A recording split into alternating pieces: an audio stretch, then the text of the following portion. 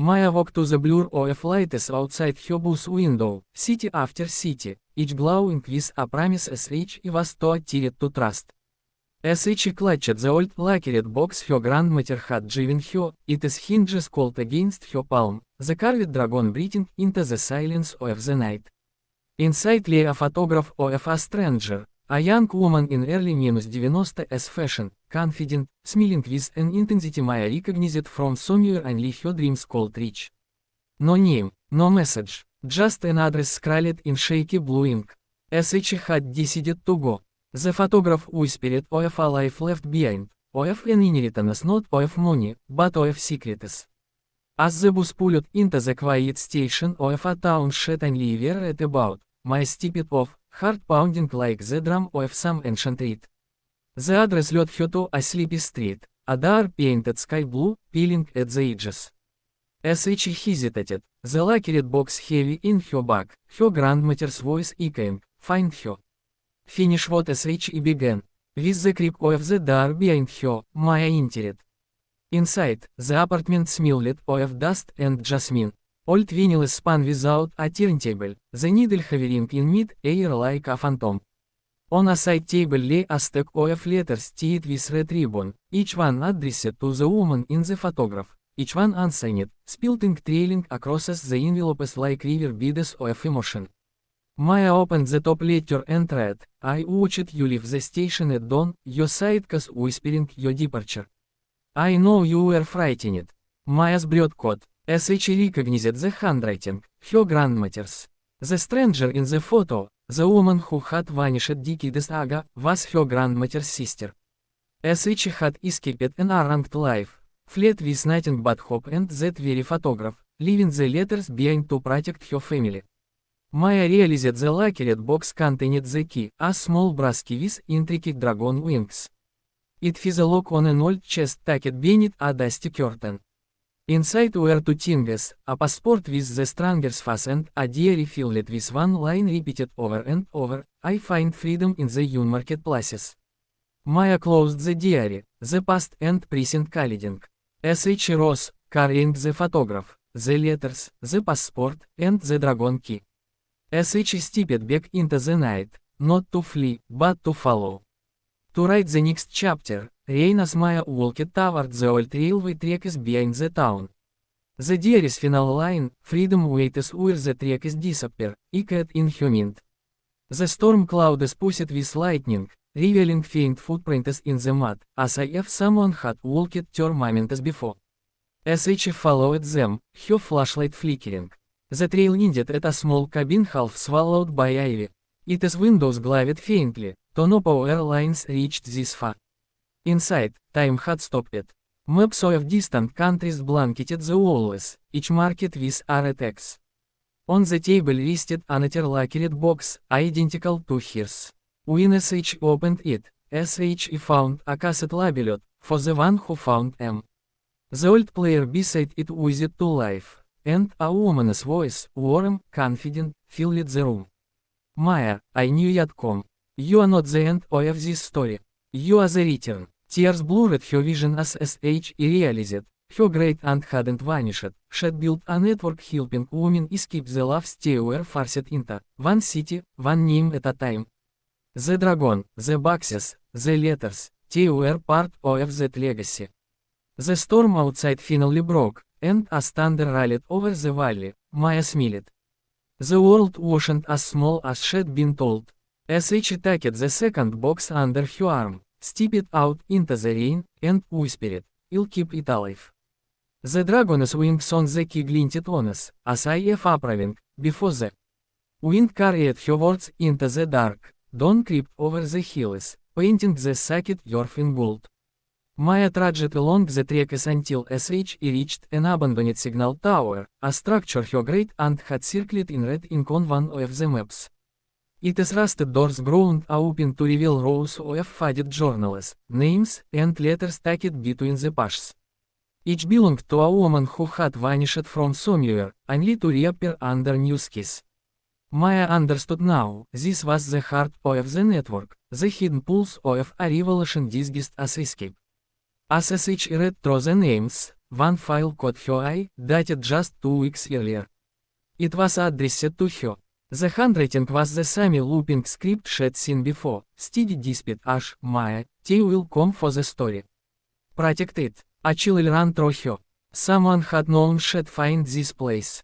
Someone was still continuing the work, and watching her. Outside, the whistle of a train echoed across the valley. It wasn't part of any schedule. She checked her phone, no train was due for Horace. The rails trembled beneath her boots. As the locomotive appeared from the mist, its paint shimmered, half real, half reflection. The door slid open on its own. Inside, no conductor waited, only rows of empty seats, each holding a small box with a carved dragon. Maya hesitated, then stepped aboard. The doors closed gently, and the train began to move, gliding soundlessly across the tracks.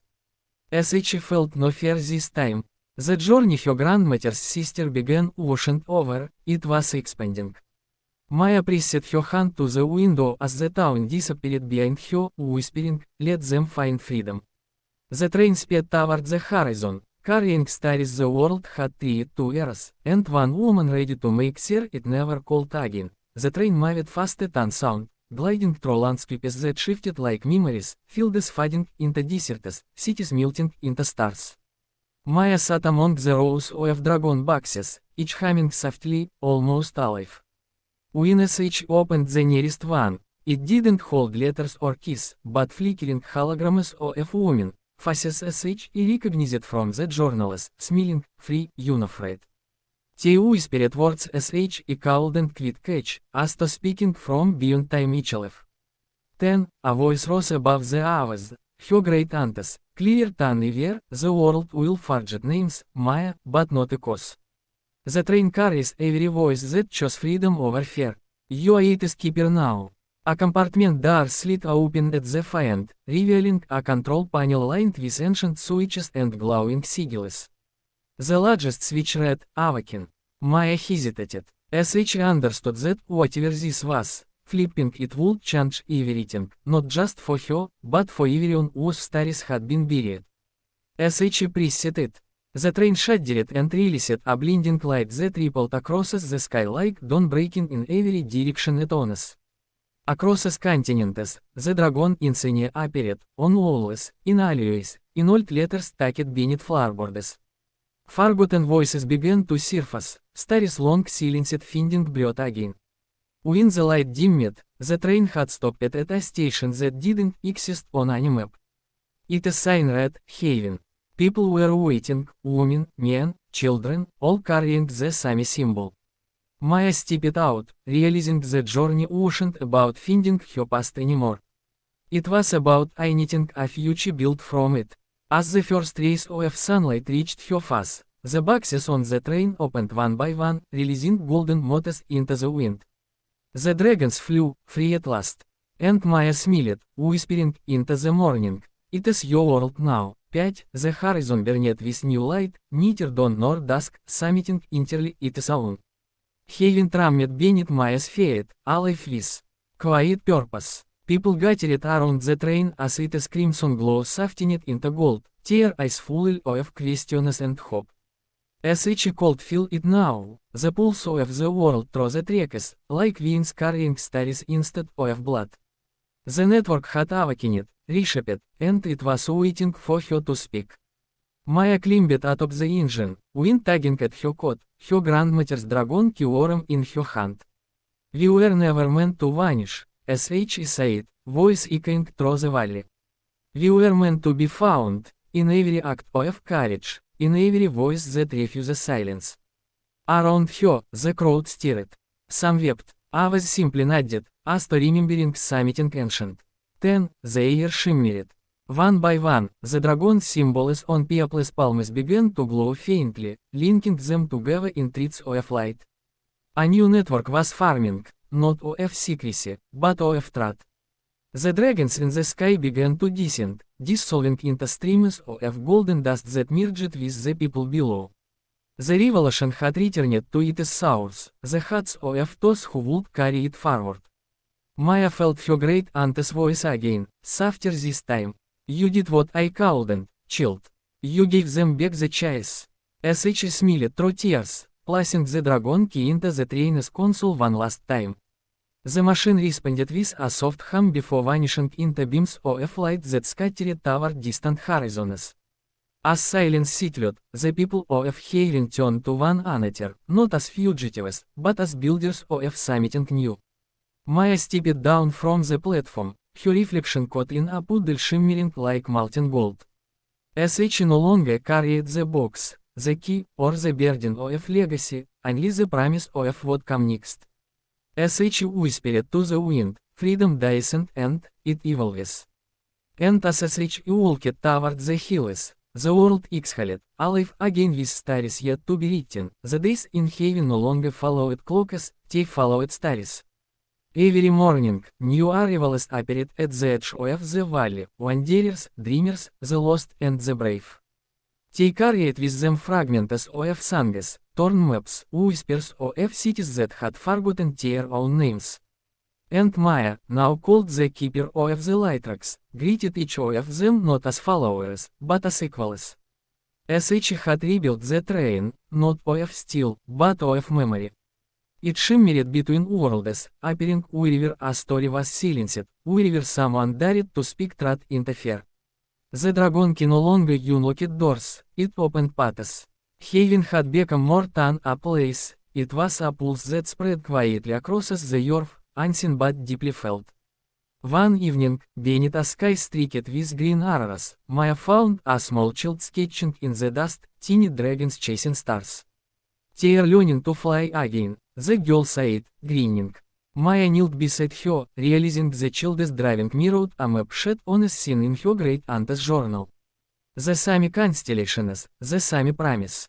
Maybe they never stopped, Maya replied. Maybe we just forgot how to look up. That night, as Haven slept, the dragons returned, woven from starlight, silent but radiant. They circled above, not as guardians, but as symbols of remembrance. The largest one descended, bowing its luminous head toward Maya. From its brood, a single ember drifted into her palm, warm, alive, pulsing with stars yet untold. Maya understood. The ember wasn't a gift, it was a torch. It was time to pass it on. At dawn, Sh gathered the people of Haven. This is no longer my journey, Sh said. It is yours now. Carry the flame, build more havens. As the sun rose, Sh released the ember into the wind. It scattered into countless sparks, each flying in a different direction, toward cities, mountains, deserts, oceans.